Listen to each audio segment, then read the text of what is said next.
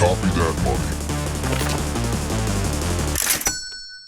네, 여러분 안녕하세요. 카덴모입니다. 2월 13일 차트 분석 먼저 시작해 보도록 하겠습니다. 오늘 가져온 것은 1시간 봉에서 확인할 수 있는 추세와 채널들입니다. 이 내용들을 통해 가지고 이제 단기적으로 가격이 어떻게 움직일 수 있을지 예상해 볼 수 있는 간단한 척도가 되지 않을까 생각합니다. 먼저 59K를 찍은 이후에 우리가 약 72K까지 도달하고 여기서 내려오는 과정을 맞고 있었죠. 포인트는 이게 저가를 갱신할 수 있는 하락인지 아니면은 되돌림인지 이 두 가지 내용이었습니다. 72K까지 올라가는 과정에서 기대를 했던 것이 이 주황색 상승 채널입니다. 근데 여긴 보면 아시겠지만 이번 주에 이런 식으로 뚫고 내려온 이후 다시 위에서 저항을 확인하고 아래로 꼬꾸라지는 모습을 보이고 있었고, 여기서 이 내용들 저가와 고가를 토대로 그어볼 수 있는 것이 보라색 하락 채널 되겠습니다. 이게 단기적인 하락을 견인하고 있는 이제 메인 채널이 되겠죠. 기타 생각해 볼 수 있는 추세선 같은 경우는 요 파란색 점선 이거 같은 경우는 조금 더 급격한 라인의 하락 트렌드를 의미를 하고, 그동안 한 번, 두 번, 세 번, 네 번, 그리고 다섯 번째 돌파해주는 척 하면서 여기서 스탑 펀팅을 주고 내려오는 모습까지 확인을 할 수가 있었습니다. 굳이 억지를 써가지고 좀 맞춰보자면은 여기서 이런 식으로 내려오는 것을 누군가는 쐐기로 해석을 할 수도 있겠죠. 따라서 이번 반등이 난 포인트에는 거래량을 동반해서 상승해줄 가능성도 있겠다. 근데 이 패턴 자체는 사실 예측하기 조금 어렵습니다. 왜냐면은 힘없이 내려가다가 특정 이슈에 의해서 급등하는 경우가 많기 때문에 이 힘이 없다는 것이 어디까지 내려갈지에 대한 힌트를 주지 못한다는 게 쐐기 패턴의 문제겠죠. 어쨌든 그림으로 봤을 때 우리가 그런 희망회로 정도는 돌려볼 수 있겠다고 생각하시면 될 것 같아요. 그리고 확인할 수 있는 것은 이제 이 빨간색 점선입니다. 어제 만약에 저가가 나온 걸로 가정을 할 때 요 저가와 요 저가를 잇고 다시 최초의 하락 트렌드를 기준으로 하는 뭐 요런 식의 삼각 수렴 패턴도 우리가 생각을 해볼 수 있겠습니다. 이 구간 자체를 통으로 예측할 수는 없겠지만 이런 식의 시나리오를 열어두는 것만으로도 선택의 폭이 넓어진다는 것을 이해하시면 좋겠습니다. 자, 그래서 너는 뭐 했냐? 포지션과 단기 시나리오까지 한 번에 묶어서 설명해 볼게요. 우선 이 전부터 돌아가자면은 69K에서 최초 숏에 들어갔고 익절 한번 나온 상태에서 68K에서 물량을 좀 더 담았습니다. 꼬리가 좀 높게 올라왔는데 이때 말씀드린 게 얘랑 얘까지 같이 해서 본전 오면 그냥 아웃합시다 라고 얘기를 했는데 그 라인까지는 도달하지 않았어요. 그래서 여기는 그냥 계속 버텼습니다. 들고 이후에 어제 롱 잡겠다고 한 라인 있죠. 유튜브에서도 나갔고 뭐 팬딩에서도 나갔고 텔레그램에서는 이렇게 좀 자세하게 안내가 나갔었습니다. 보시면은 65.3에서 65K 300불 레인지로 매수를 받아보자고 했었고 정확히 65080까지 왔다 갔습니다. 그래서 롱 포지션을 매수를 했다. 근데 이때 추가 안내드린 것 중에 하나가 뭐였냐면은 롱이 틀릴 수 있습니다. 숏이 가던 길을 갈 수 있습니다. 따라서 숏 포지션은 일부 해칭용으로라도 들고 있어야 된다라고 전달을 드렸고 지금 숏도 아직 들고 있습니다. 롱 같은 경우는 지금 1600불 66.6까지 상승을 해줬는데 여기서 인건비 챙기자고 말씀을 드렸고 나머지는 이제 홀드하고 있습니다. 단기적으로 봤을 때는 68K 라인을 다시 두들길 가능성이 있고요. 만약 여기를 넘어준다면은 이제 남은 숏들 얘네들은 그냥 다 정리하면 되겠죠. 그리고 여기서 보유한 롱 포지션만 끌고 가면 된다. 혹시나 만약에 재수없게 64.7K까지 떨어질 가능성이 있긴 합니다. 아마 여기까지 오면 롱은 다시 안 받을 것 같고요. 기존에 홀드하고 있는 숏으로 수익을 낼 예정입니다. 전체적인 목표가는 저가를 훼손하지 않는다면 저는 어쨌든 74K까지는 열어둬야 된다고 생각을 합니다. 여기서 큰 분기점을 맞고 다시 오르든 내리든 추가적인 선택을 고려할 계획입니다. 자세한 내용은 텔레그램 통해 가지고 공유를 드리고 있고요. 놀러오시면 재밌을 것 같아요.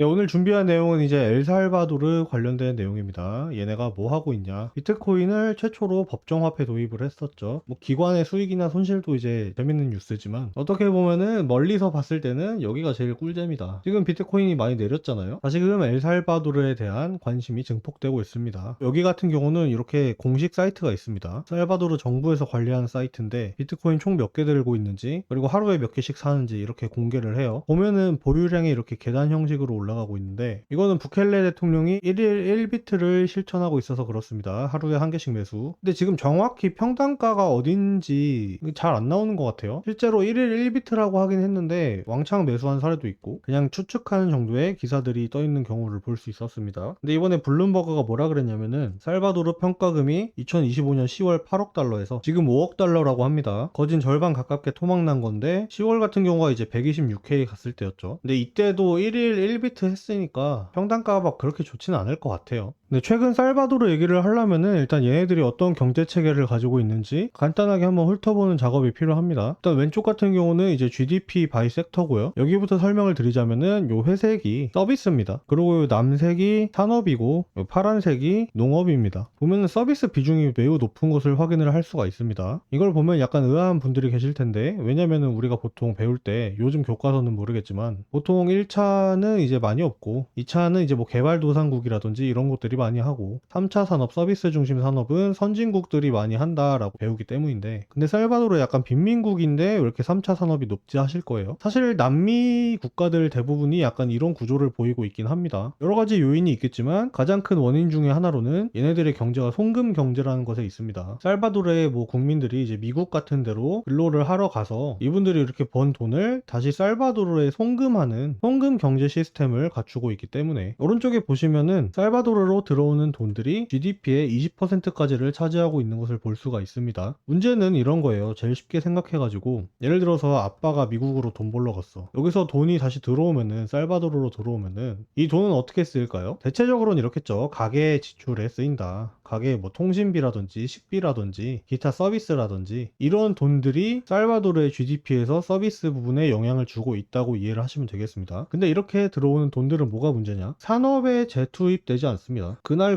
먹고 살기 위한 돈으로 활용이 되는 경우가 많아지죠. 부켈레 대통령이 그래서 비트코인을 도입한 이유 중에 하나는 뭐였냐면은 송금 간편화였습니다. 기존의 송금 구조 같은 경우는 미국에서 달러를 들여오려면은 이제 웨스턴 유니온 같은 것을 거쳐가지고 여기서 이제 수수료가 떼입니다. 수수료가 약 5에서 10% 정도인데 GDP의 20% 이상을 차지하는 사이즈에서 5에서 10%면은 이게 규모가 엄청 큰 거거든요. 비트코인으로 송금을 하게 된다면은 이 부분에서 새는 돈을 막을 수 있다는 게 부켈레의 논리 중 하나였어요. 달러를 이제 자국 법정화폐로 쓰는 엘살바도르의 경우에는 갖고 있는 구조적 리스크가 명확하죠. 미국의 침체라든지 경기 둔화라든지 이런 사건에서 만약에 고용이 감소한다면은 본국으로 돌아오는 송금도 낮아지겠죠. 그리고 두 번째는 이제 달러 가치 하락이죠. 살바도르의 의지와는 관계없이 달러가 저평가받게 된다면은 나라 경제에 타격을 받을 수 있다. 이런 구조에서 벗어나고자 하는 것으로 본다면은 사실 부켈레의 방법은 나쁘진 않은 시도였던 것 같습니다. 문제는 그 투자 대상이 이제 비트코인이었다는 거죠. 이러나 저러나 살바도르는 기본적으로 경제 구조가 취약하다. 그래서 결국에 IMF랑 2025년에 기금 협정을 승인을 합니다. 14억 달러를 지원받기로 계획을 했는데, 이때 IMF의 조건 중에 하나가 코인 그만 사라는 거였어요. IMF가 이런 협정을 할 때 보는 게 뭐냐면은 재무 안정성이랑 그리고 외환 구조, 그리고 그 나라의 뭐 생산 기반이라든지 이런 것들을 많이 봅니다. 근데 송금 경제라는 것은 사실상 이 세 가지에 다 걸리게 된다. 근데 이런 것들을 해결하려고 이 미친놈이 비트코인을 사고 있네? IMF 입장에서는 결국에는 코인을 산다는 것 자체가 불확실성에 불확실성을 끼얹는 그런 액션이라고 이해를 하고 있는 것 같습니다. 아무튼 그렇게 지원 계획을 하면서 코인 그만 사라라고 얘기를 했는데 지금 끄떡도 안 하죠. 부켈레 그냥 매일매일 매수하고 있죠. 얘네도 뭐 성실하게 말을 듣고 있지 않다. 3차 검토가 그래서 3월 예정이에요. 이제 얼마 안 남았는데 지금 IMF가 들고 나온 얘기가 뭐냐면은 비트코인 법정화폐 폐지해라, 요 얘기가 있습니다. 이거 안 하면은 니들한테 돈 못 준다, 요거예요. 근데 지금 살바도르 상황이 또 어떻냐면은 국제금융 자금이 조달되는 곳이 사실상 차단된 상태고 얘네가 부채 상환도 해야 됩니다. 결국 솔솔 나오는 게 지금 디폴트 얘기인데, 만약에 여기까지 간다면은 이제 비트코인은 어떻게 될까 좀 그런 게 궁금해지긴 합니다. 다행인 거는 부켈레가 이제 곤조가 있기 때문에 갑자기 비트를 포기하고 이러진 않을 것 같은데, 뭐 7,400개 국가 단위로 보면 이 정도만 많이 보유한 거거든요. 요게 시장에 나오게 될 때 비트코인이 한 번 더 어떤 타격을 받을까, 뭐 하락 재료로 쓰일까, 이런 생각도 해보게 됩니다. 근데 이게 또 뭐 비트가 가격 회복을 하게 된다면 또 얘기가 달라질 수는 있겠죠. 근데 어쨌든 국민을 담보로 건다는 것이 배팅 자체가 좀 잘못됐다고 저는 좀 느껴지긴 합니다. 네, 오늘 준비한 내용은 여기까지입니다. 영상이 마음에 드셨다면 좋아요와 구독으로 응원해 주시는 거 잊지 마시고요. 저는 다음에 또 좋은 내용으로 인사드리도록 하겠습니다. 오늘도 시청해 주셔서 감사합니다.